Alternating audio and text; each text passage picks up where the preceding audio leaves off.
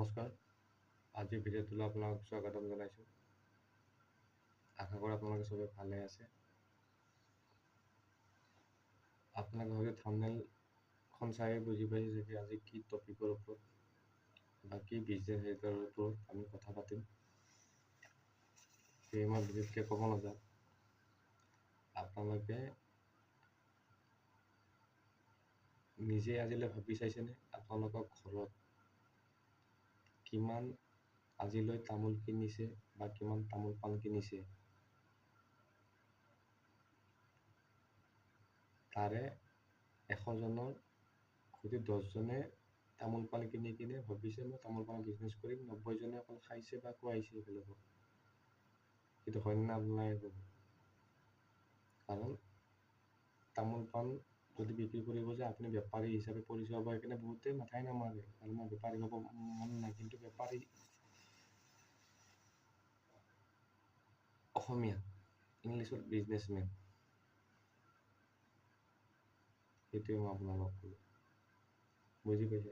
সেইকাৰণে একো লাজ নকৰিব। যদি নিজৰ ঘৰখন চাব পাৰে, নিজে স্বাৱলম্বী হ'ব পাৰে, তাতকৈ ভাল কাম বা তাতকৈ ভাল বস্তু একো হ'বই নোৱাৰে। সেইকাৰণে আপুনি নিজে ভাবি চাওক কোনটো বিজনেছলৈ গ'লে আপোনালোকে উন্নতি হ'ব পাৰিব, কোনটো কি কৰিলে আপোনালোকে নিজৰ ঘৰখন চাব পাৰিব।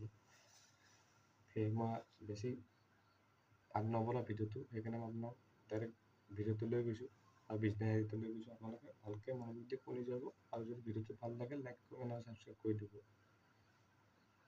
এতিয়া হ'ল তামোল পাণৰ ব্যৱসায় আমি কেনেকৈ কৰিব লাগিব, কি কৰিব লাগিব, কেনেকৈ কৰিলে আমাৰ লাভ হ'ব বা লোকচান, বা তামোল যদি ৰৈ যায় আমি কেনেকৈ নেক্সট সেই তামোলখিনি বিক্ৰী কৰিব লাগিব।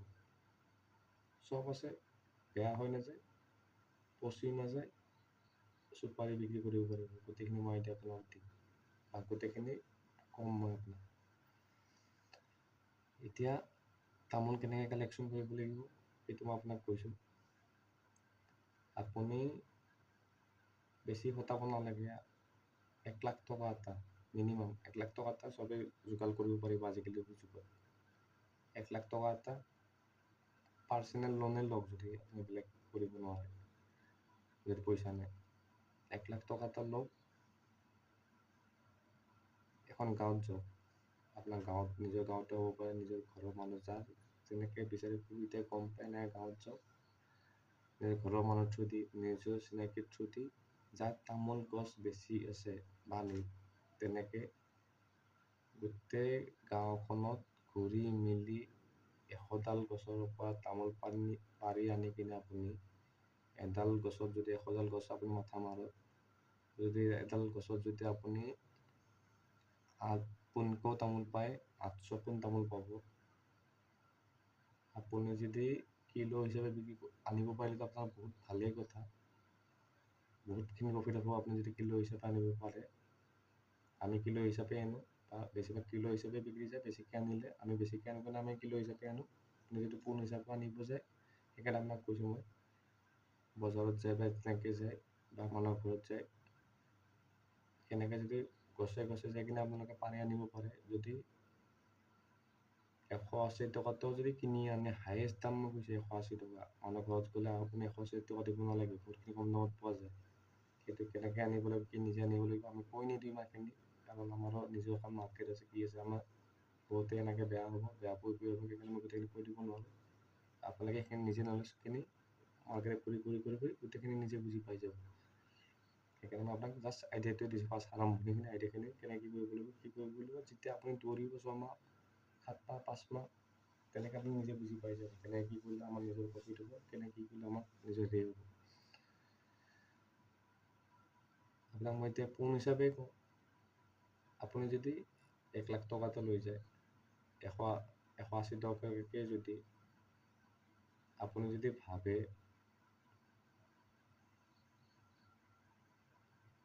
180 টকাত আনিলেতো আপুনি গুৱাহাটীত 240 টকাত তামোল বিক্ৰী নহয়, মই জানাত। মই নিজে কৰোঁ। 240 টকাৰ তলত বিক্ৰীত তামোল আহিয়ে নাপায় আজিকালি দিনত। 2 বছৰৰ পৰা 240 টকাৰ তলত আহি পোৱা নাই তামোলৰ পোণ। 180 টকাকৈ কিনি যদি কিনি লৈ আহে, পাৰ পোন আপোনাৰ 80 টকাকৈ লাভ থাকিব।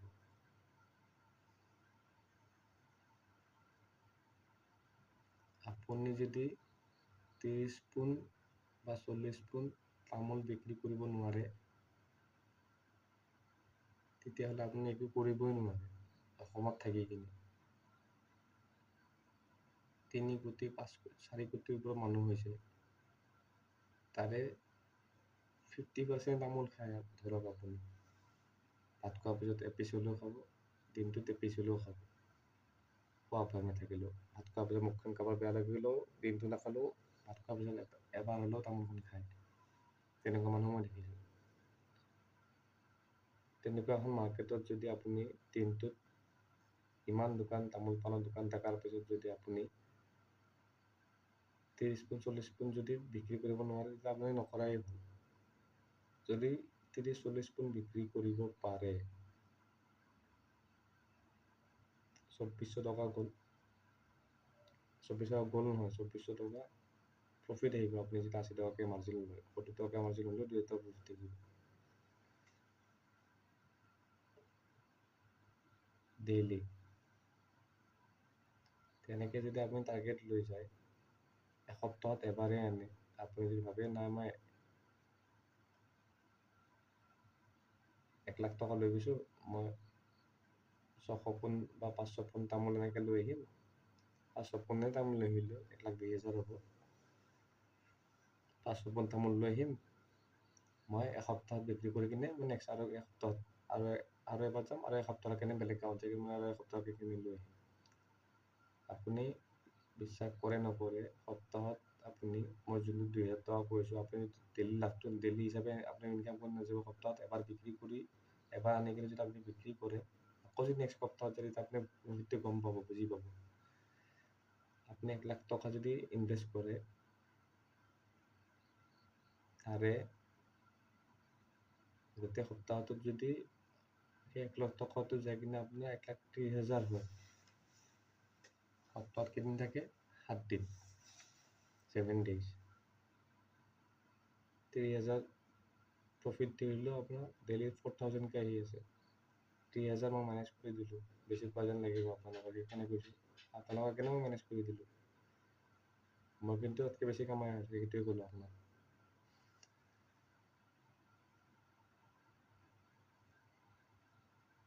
25,000 ধৰিলোঁ, আপোনাৰ নহয় 25,000 বেছি হৈছে, 21,000 ধৰিলোঁ। 21,000 বেছি হৈছে, 20,000 ধৰিলোঁ।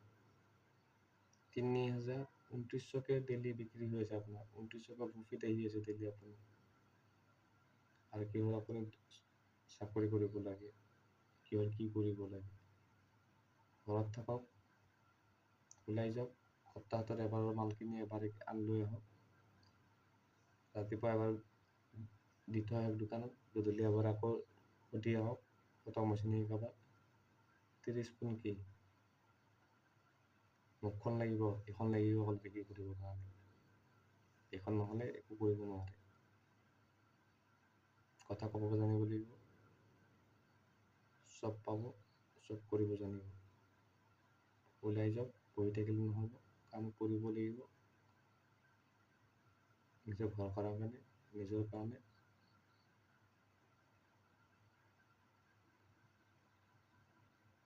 অসমখনৰ কাৰণে। ইয়াতে কৈ আজিলৈ সামৰিছোঁ। ধন্যবাদ।